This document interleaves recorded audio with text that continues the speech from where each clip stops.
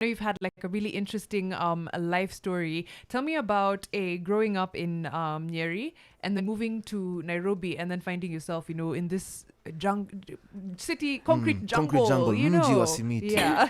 Okay, wow. Sa nimezaliwa Nyeri, but later on we moved to Nyahururu because my grandfather had 5 wives, and wakati ilizeeka aliwabaia kila mtu nyumba place different. So our shosh was moved to Nyahu and another one. So that's where I grew up. And my primo ilikuwa mzuri.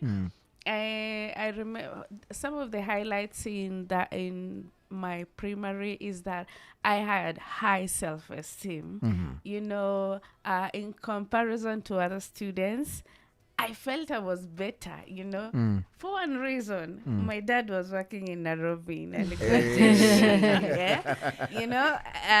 ma students wengine, most of them, their parents were working kwa shamba, they were farmers.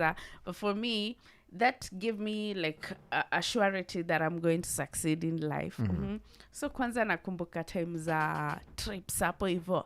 Everybody wanted to be my friend. Kila mtu alikuwa anataka kuwa beshte yangu. For one reason, of course, my dad would come all the way and aniletea zawadi. And Davy, if you're my friend, I'll be good to you. And guess what? It was buffalo. Ninio. Buffalo. It was a rare thing in the time. Yeah. And I grew up knowing that I am going to succeed better than the others. Then a time came and it was good news. And my dad said, "Hey, my guys, we are going to Nairobi. Nimepata promotion, I was like, hey, who? Yeah. Yani, hata wengine wananiangalia nashindwa guy. Kwani sisi likosea Mungu wapi, Unajua kuna wale watu nda kusema naenda Nairobi, naenda States, naenda every term, but hawaendi yako it was for real. Yeah, sasa hiyo time ni kama unaenda majuu, everyone is like, hi, bye, usinisahau nini. And me, I'm like, Nairobi here I come. Sasa safari imeanza kutoka Nyahe mpaka Nairobi. At least unaona punda zinapungua. Unajua punda ni mabuka hivyo.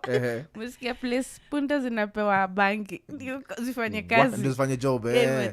Nimesikia hiyo story. Punda zinapungua, magari zinaongezeka. Move closer. Imagine. Wow. So nakumbuka hizo madu zilikuwa zinaitwa dum twaf.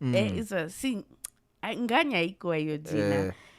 And so sayo nilikuwa venye nilikam, I just said I don't want to go to boarding ushago.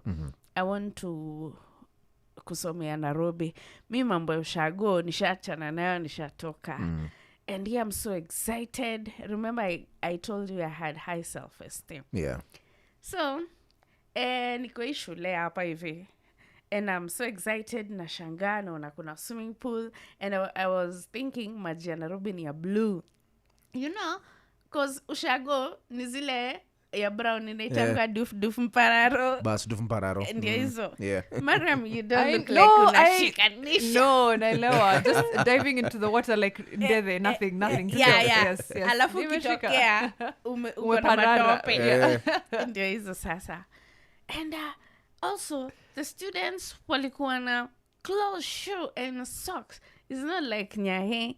Ilikuwa watu wengi walikuwa na open shoes with no socks. Open shoes. It's not like zilikuwa open. Ukibawa kiatu class 4 ndio unamalizania class 8. Do you think it's possible? No way, absolutely not. Si kama mguu yako inatembea unapeleka inakatwa na kisu vidole zijipe shughuli. That is how open shoes came out. And here I am. Sasa time ya introductions, this was now a breaking point.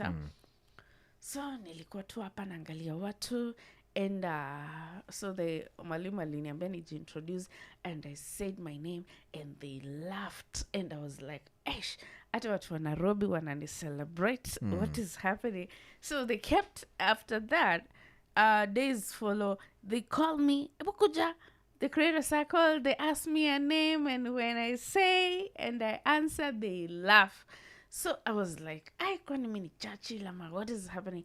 I just speak, they laugh. Kumbe sasa nikasikia mmoja amesema who dem anaangusha, na mimi niko like kai nimeagusha nini? I'm looking for what you've dropped. What you dropped, yeah. I'm like we usitambukize ushamba. Guy. Like ushamba tena, kwa nini niko na nyasi niko what Yeah. is tagged on me? Yeah. Kumbe nilikuwa na chida ya matamchi. And unajua shida ukiwa ushago, we never realize there is a difference between ara na ero na Yeah. so they imagine. And you know, people never realize that kind of bullying. So me was bullied. Kumbe nikiitwa nauliza, nasema naitwa Loz, nimetoka Nyahululu. Na sasa ni Masaya Shakura. You know, And then everybody laughs. Yeah. Yeah, I became... That's now when I realized they were not celebrating me. They were laughing at me. Yeah. And I can imagine, yani ile esteem yangu ya fake, ilikuwa so fake, ilienda chini, and I was bullied. I was laughed at. I was lonely. And you can imagine at your teenage life, it is key to your growth. And at that particular time, I felt so hopeless. I felt so lonely. I even shut down. I remember it was, venye sasa watu wanaongelea mambo ya mental health. Yeah. At that time, I went through it, and I shut off. Mpaka nikapelekwa counseling. Wow. We're going to take a short break right there. I think that's a great place to even pick it up from. Jojo umesema ulikuwa unapelekwa counseling. Kuna watu wengi unapitia tu zile vitu tunapitia. Counseling ni unajipatia shughuli. It's a rumor, yeah. You know, but when we come back, we're going to dive deeper into that story. Okay. Because there's a whole lot in and around you and your life that has brought you to this point. Yeah. From self-esteem yako kwa juu to history kukushikishia. Yeah. Then you're going to tell us how that counseling was. And we're going to get to know a little bit more about you, especially when it comes to the entertainment industry. Okay. Kuna ka story huko tuliona, and we'd love to jump into that. We're taking a short break. We are going to be on the decks courtesy of DJ Nara. Then we'll be back with our guest, Rose Haki, in just a bit.